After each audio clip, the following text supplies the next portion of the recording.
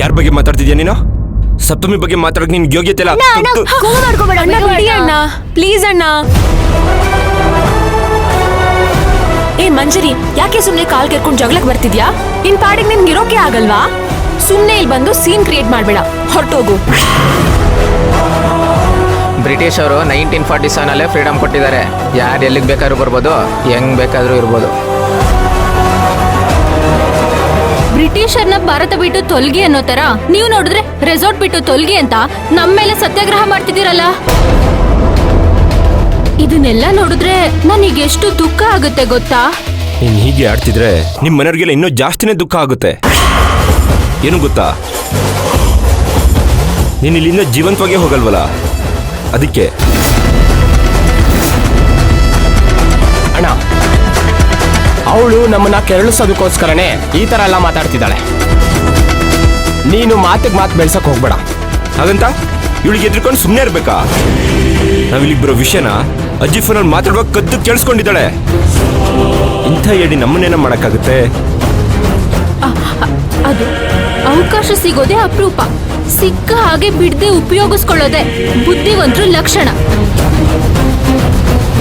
ನಾನು ತುಂಬಾನೇ ಬುದ್ಧಿವಂತೆ ಶ್ರೀಮಂತಣ್ಣ. ಬಂದಾಗ್ಲಿಂದ ನೋಡ್ತಾನೆ ಇದ್ದೀನಿ, ಯಾವಾಗ ನೋಡಿದ್ರು ಅಣ್ಣ ಅಂತಾನೆ ಇದೆಯಲ್ಲ. ಒಂದಲ್ಲ ಒಂದಿನ ಈ ಅಣ್ಣನ ಕೈಲೇ ಮಣ್ಣಲ್ಲಿ ಮಣ್ಣಾಗಿ ಹೋಗ್ತೀಯ ನೋಡ್ತಿರೋ. ಮಣ್ಣಲ್ಲಿ ಮಣ್ಣಾಗೋದ್ ಯಾರು ಅಂತ ಸದ್ಯದಲ್ಲೇ ಗೊತ್ತಾಗುತ್ತೆ. ಅಯ್ಯೋ ಶ್ರೀಮಂತಣ್ಣ, ನಮ್ಮ ಹತ್ರನೂ ಕಣ್ಣಿದೆ.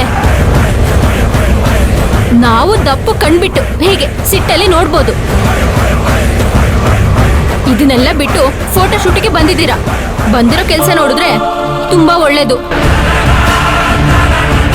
ನಾವು ಬಂದಿರೋ ಕೆಲಸ ನೋಡ್ತೀವಿ, ಮೊದಲು ನೀವ್ಯಾಕೆ ಬಂದಿದ್ದೀರಾ ಅಂತ ಹೇಳಿ. ಹುಲಿಯಾಗ ಪ್ರಾಣಿಗಳನ್ನ ಬೇಟೆ ಆಡುತ್ತೆ ಅಂತ ಕೇಳಿದ್ರೆ ಏನ್ ಹೇಳಿ?